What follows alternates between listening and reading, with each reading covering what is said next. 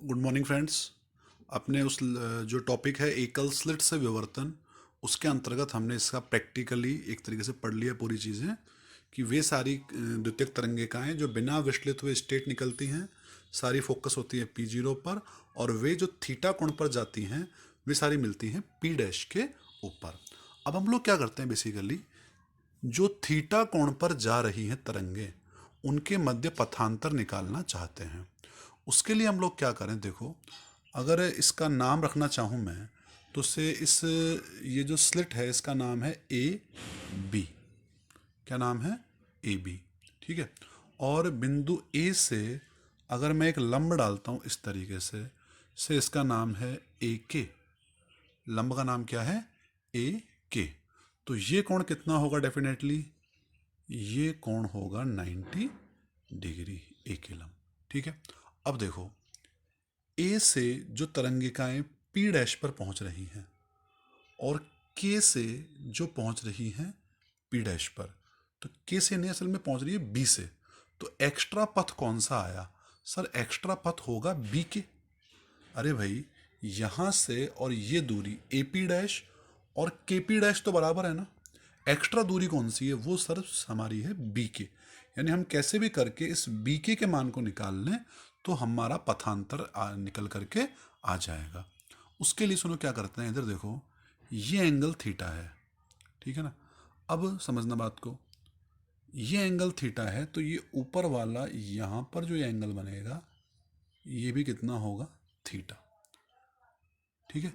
Reason क्या है इसका कि देखो, इस लाइन में और इस डॉट लाइन में कितना कोण है? थीटा है। इस लाइन के, गहरी लाइन के लंबवत तो ये हो गया। ठीक है। और इसके लंबवत ये हो गया, तो वो कोण कितना रहेगा? थीटा ही रहेगा। देखना आप लॉजिक से इसको समझ में आएगा आपके।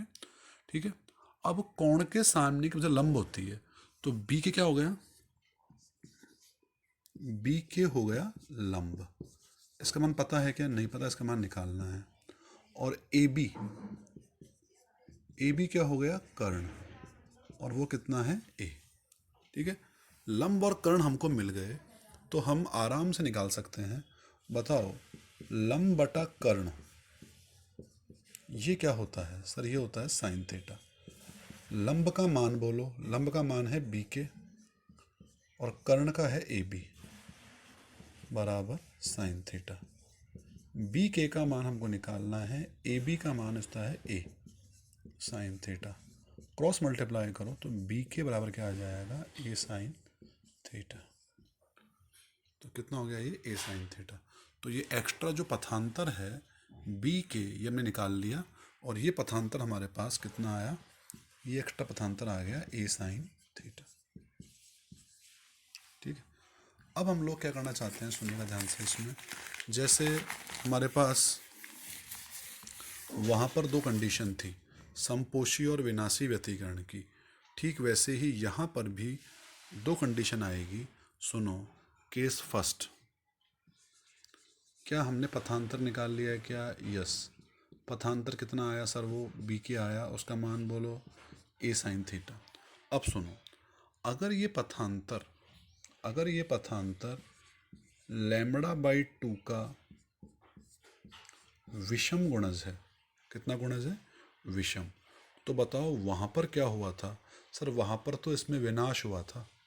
यहाँ पर उल्टा होगा ना, मैंने समझाया शुरू में आपको कि यहाँ पर उल्टा होगा, मतलब यहाँ पर समपोषी होगा। ठीक है। समपोषी का मतलब क्या होगा? उच्चिष्ट बनेगा। यहाँ पर वर्तन में व्यतिकरण से उल्टा होता है। व्यतिकरण में जहाँ निम्निष्ट बन रहा था, मतलब जहाँ निम्निष्ट था, वो यहाँ पर क्या होगा? उच्चिष्ट। तो बी के कितना होना चाहिए? 2n+1 lambda by 2। और आगे प्लस माइनस का चिन्ह भी आप लगा दीजिए। ये क्यों लगाया मैंने? क्योंकि देखो, पर्दे के एक सेंटर है तो ऊपर भी बनेगी और ये नीचे भी बनेगा, इसलिए मैंने बी के कितना हो गया? Plus minus 2n+1 lambda by 2। ठीक है। अब बी के का मान था कितना? A sine theta plus minus 2n+1 lambda by 2। ये हमारे पास शर्त आ गई किस चीज़ की? ये शर्त आ गई उच्चिष्ट की। शर्त किसकी आ गई? ये उच्चिष्ट की। उच्चिष्ट का मतलब संपोषी से है। जो वहाँ संपोषी विनाशी थे वो यहाँ पर उच्चिष्ट और निम्निष्ठ है। संपोषी का मतलब उच्चिष्ट, विनाशी का मतलब निम्निष्ठ। मूल बात यह है कि शर्त उलट गई उसमें। ठीक है, तो ए साइन थीटा कितना आ गया, plus minus 2n+1 lambda by 2। अब यहाँ पर n कितना है, यहाँ पर n का मान है 0, 1, 2, 3, 4 डैश डैश डैश। अब सुनो, ये शर्त उच्चिष्ट की है ना, तो अगर n बराबर 0 होगा तो क्या बनेगा, तो बनेगा केंद्रीय उच्चिष्ट।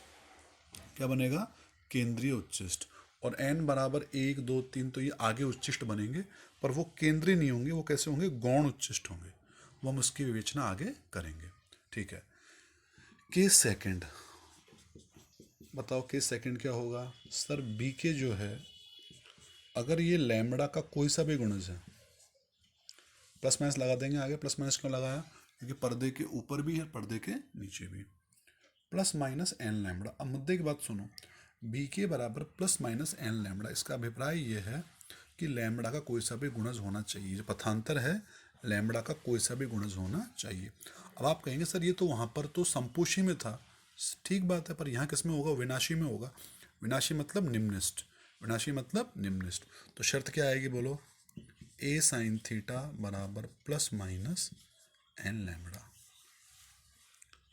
ठीक है, जहाँ एन की वैल्यू बोलो, जहाँ एन की वैल्यू 0 नहीं आएगी, 1, 2, 3 ऐसे आएगी। ठीक है, 0 क्यों नहीं आएगी, क्योंकि 0 पर तो हमेशा उच्चिष्ट बनता है। 0 पे तो उच्चिष्ट ही बनेगा, निम्निष्ठ है ही नहीं, निम्निष्ठ के लिए वैकेंसी, तो इसलिए हमेशा क्या बनेगा वहाँ पर, उच्चिष्ट। तो ये हमारे पास जो पहली शर्त है ये आ गई उच्चिष्टों के लिए, और ये जो शर्त दूसरी है ये किसके लिए आ गई, निम्निष्ठों के लिए। तो ये हमारे पास एकल स्लिट से जो विवर्तन है उसका अभी एक विश्लेषण पूरा हुआ। अभी इसका विश्लेषण अभी इतना नहीं है, अभी और भी है आगे, उसको हम लोग आगे अगले वीडियो में देखेंगे।